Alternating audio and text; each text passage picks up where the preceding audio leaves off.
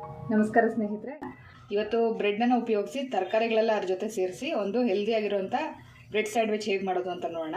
ಅದಕ್ಕೆ ಬೇಕಾಗಿರೋ ಐಟಮ್ಸ್ನ ನೋಡ್ಕೊಳ್ಳೋಣ ಬನ್ನಿ. 1 ಪೌಂಡ್ ಬ್ರೆಡ್ ತೊಗೊಂಡಿದ್ದೀನಿ. ಸ್ಟಫಿಂಗ್ ಏನೇನು ಬೇಕು ನೋಡ್ಕೊಳ್ಳೋಣ. 1 ಕಪ್ ಕ್ಯಾರೆಟ್ ತುರಿ ಮತ್ತು 1 ಕಪ್ಪು ಕೋಸ್ ತೊಗೊಂಡಿದ್ದೀನಿ. ಅರ್ಧ ಕಪ್ಪು ಕ್ಯಾಪ್ಸಿಕಮು, ಇದು 2 ಈರುಳ್ಳಿನ ಸಣ್ಣಗೆ ಹೆಚ್ಕೊಂಡಿದ್ದೀನಿ. 1 ದೊಡ್ಡ ಟೊಮೆಟೊನ ಒಳಗಡೆ ಬೀಜ ಎಲ್ಲ ತೆಗೆದು ಸಣ್ಣಗೆ ಹೆಚ್ಚಿಟ್ಕೊಂಡಿದ್ದೀನಿ. ಮತ್ತು ಇದು ಬ್ರೆಡ್ ರೋಸ್ಟ್ ಮಾಡೋದಕ್ಕೆ 50 ಗ್ರಾಮ್ ಬೆಣ್ಣೆ ತೊಗೊಂಡಿದ್ದೀನಿ. ಮತ್ತು ಇದಕ್ಕೆ ಬೇಕಾಗಿರೋ ಮಸಾಲೆಗಳು: 1 ಟೀ ಸ್ಪೂನು ಖಾರದ ಪುಡಿ, ಮತ್ತು ಇದು 2 ಗ್ರೀನ್ ಚಿಲ್ಲಿನ ಸಣ್ಣಕ್ಕೆ ಹೆಚ್ಕೊಂಡಿದ್ದೀನಿ. 1/4 ಸ್ಪೂನ್ ಅರಿಶಿನ ಪುಡಿ, 1 ಸ್ಪೂನು ಧನಿಯಾ ಪುಡಿ, ಅರ್ಧ ಸ್ಪೂನ್ ಗರಂ ಮಸಾಲ, ಅರ್ಧ ಸ್ಪೂನ್ ಸಾಸಿವೆ, ಅರ್ಧ ಸ್ಪೂನು ಜೀರಿಗೆ, ಮತ್ತು ರುಚಿಗೆ ತಕ್ಕಷ್ಟು ಉಪ್ಪು. ಮೊದಲಿಗೆ ಒಂದು ಬಾಣಲೆ ಇಟ್ಬಿಟ್ಟು ಅದಕ್ಕೆ 2 ಟೇಬಲ್ ಸ್ಪೂನ್ ಎಣ್ಣೆ ಹಾಕ್ತಾಯಿದ್ದೀನಿ. ಈಗ ಬ್ರೆಡ್ ಸ್ಟಫಿಂಗ್ ಬೇಕಾಗಿರೋ ಮಸಾಲೆಗೆ ರೆಡಿ ಮಾಡ್ಕೊಳ್ತಾ ಇದ್ದೀನಿ. ಇಲ್ಲಿ ಎಣ್ಣೆ ಕಾದಿದೆ, ಇದಕ್ಕೆ ಸಾಸಿವೆ ಮತ್ತು ಜೀರಿಗೆ ಹಾಕ್ತಾಯಿದ್ದೀನಿ.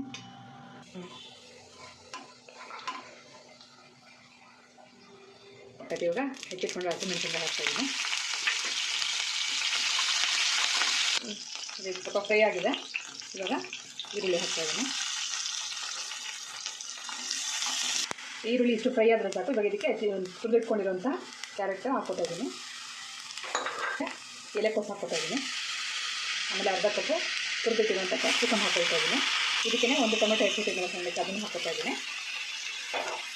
ಈಗ ಇದಕ್ಕೆ ರುಚಿಗೆ ತಕ್ಕಷ್ಟು ಉಪ್ಪು ಹಾಕ್ತಾಯಿದ್ದೀನಿ. ಹಾಗೆ ಇದಕ್ಕೆ ತೊಗೊಂಡಿರುವಂಥ ಮಸಾಲೆ ಪೌಡರ್: ಅರಿಶಿನ, ಖಾರದ ಪುಡಿ, ಧನಿಯಾ ಪುಡಿ, ಗರಂ ಮಸಾಲ, ಇಷ್ಟು ಎಲ್ಲ ಒಟ್ಟಿಗೆ ಹಾಕ್ಬಿಟ್ಟು ಚೆನ್ನಾಗಿ ಮಿಕ್ಸ್ ಮಾಡ್ತೀನಿ. ಈಗ ಹಾಕಿರೋ ತರಕಾರಿ ಮತ್ತು ಮಸಾಲೆ ಎಲ್ಲ ಚೆನ್ನಾಗಿ ಮಿಕ್ಸ್ ಮಾಡೋಣ. ಮಿಕ್ಸ್ ಮಾಡಿಬಿಟ್ಟು ಒಂದು 5 ನಿಮಿಷ ಸಿಮ್ನಲ್ಲಿ ಇಟ್ಬಿಡೋಣ. ಅದೇ ಬಿಟ್ಕೊತಾ ಇರಲಿ. ಅದು ಬೇಯೋಷ್ಟೊತ್ತಿಗೆ ನಾವು ತೊಗೊಂಡಿರೋ ಬ್ರೆಡ್ ಸ್ಲೈಸ್ಗಳನ್ನೆಲ್ಲ ಬೆಣ್ಣೆ ಹಾಕ್ಬಿಟ್ಟು ರೋಸ್ಟ್ ಮಾಡಿ ಇಟ್ಕೊಳ್ಳೋಣ. ಇಲ್ಲಿ 50 ಗ್ರಾಮ್ ಬೆಣ್ಣೆ ತೊಗೊಂಡಿದ್ದಲ್ಲ, ಅದನ್ನು ಮೆಲ್ಟ್ ಮಾಡ್ಕೊಳ್ತಾ ಇದ್ದೀನಿ. ಈಗ ಇಲ್ಲಿ ಮೊದಲು ಒಂದು ತವ ಇಟ್ಟಿದ್ದೀನಿ, ಅದಕ್ಕೆ ಸ್ವಲ್ಪ ಬೆಣ್ಣೆಯನ್ನು ಸ್ಪ್ರೆಡ್ ಮಾಡ್ಕೊಳ್ತೀನಿ. ಈ ಒಂದು ತವ ಇಟ್ಟಿದ್ದೀನಿ, ಇದ್ರ ಮೇಲೆಲ್ಲ ಬೆಣ್ಣೆನ ಸ್ಪ್ರೆಡ್ ಮಾಡ್ಕೊಳ್ತೀನಿ. ತವ ಕಾದಿದೆ, ಇದ್ರ ಮೇಲೆ ಬ್ರೆಡ್ ಸ್ಲೈಸ್ ಇಡ್ತಾ ಇದ್ದೀನಿ. ಮತ್ತು ಮೇಲೆ ಈ ಥರ ಬೆಣ್ಣೆ ಸ್ಪ್ರೆಡ್ ಮಾಡ್ಕೊಳ್ಳೋಣ. ಈಗ ಇನ್ನೊಂದು ಸೈಡನ್ನ ರೋಸ್ಟ್ ಮಾಡ್ಕೊಳ್ಳೋಣ.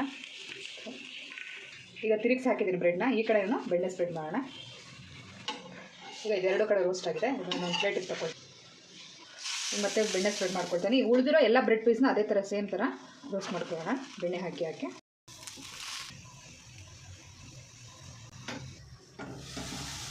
ಇಲ್ಲಿ ನಾವು ಹಾಕಿರೋ ತರಕಾರಿ ಎಲ್ಲ ನೀಟಾಗಿ ಬೆಂದಿದೆ, ಮಸಾಲೆ ಎಲ್ಲ ಚೆನ್ನಾಗಿ ಇಟ್ಕೊಂಡಿದೆ. ಇವಾಗ ಇದನ್ನು ಆಫ್ ಮಾಡಿಬಿಡೋಣ ನಾವು. ಈಗ ಮಾಡಿರೋ ಸ್ಟಫಿಂಗ್ನ ಈ ಥರ ಬ್ರೆಡ್ ಮೇಲೆ ಸ್ಪ್ರೆಡ್ ಮಾಡ್ತೀನಿ. ನೀಟಾಗಿ ಈ ಥರ ಸ್ಪ್ರೆಡ್ ಮಾಡಿ. ತರಕಾರಿಗಳೆಲ್ಲ ಸಣ್ಣಗೆ ತುರಿದು ಹಾಕಿರೋದ್ರಿಂದ ಮಕ್ಕಳು ಆರಾಮಾಗಿ ತಿಂತಾರೆ. ದಪ್ಪ ಇದ್ದರೆ ಸಿಗುತ್ತೆ, ಬಾಯಿಗೆ ತೆಗೆದಾಕ್ಬಿಡ್ತಾರೆ. ಈ ಥರ ಮಾಡಿಕೊಟ್ರೆ ನೀಟಾಗಿ ತಿಂತಾರೆ. ಆಮೇಲೆ ಇದ್ರ ಮೇಲೆ ಈ ಬ್ರೆಡ್ ಪೀಸ್ನ ತೆಗೆದು ಈ ಥರ ಇಟ್ಬಿಡೋಣ. ಅಷ್ಟೇ ಸ್ನೇಹಿತರೆ, ಇದಾಯಿತು. ಇದೇ ಥರ ಎಲ್ಲದಕ್ಕೂ ಸ್ಟಫಿಂಗ್ ಮಾಡ್ಕೊಂಡು ರೆಡಿ ಮಾಡ್ಕೊಳ್ಳೋಣ. ಈಗ ಎಲ್ಲ ಬ್ರೆಡ್ಗಳಿಗೂ ಫಿಲ್ ಮಾಡಿ ಸ್ಯಾಂಡ್ವಿಚ್ ರೆಡಿ ಮಾಡಿದ್ವಿ. ಇದನ್ನು ಮಧ್ಯಕ್ಕೆ ಈ ಥರ ಕಟ್ ಮಾಡೋಣ. ನೋಡಿ ಸ್ನೇಹಿತರೆ, ರುಚಿಯಾದಂಥ ಮತ್ತು ಆರೋಗ್ಯಕರವಾದಂಥ ಬ್ರೆಡ್ ಸ್ಯಾಂಡ್ವಿಚ್ ರೆಡಿ ಆಯಿತು. ಇದರಲ್ಲಿ ತುಂಬ ತರಕಾರಿಗಳಿರೋದ್ರಿಂದ, ಹಾಗೆಯೇ ಬ್ರೆಡ್ಡನ್ನು ಬೆಣ್ಣೆನಲ್ಲಿ ರೋಸ್ಟ್ ಮಾಡಿರೋದ್ರಿಂದ ಮಕ್ಕಳು ತುಂಬಾ ಇಷ್ಟಪಟ್ಟು ತಿಂತಾರೆ.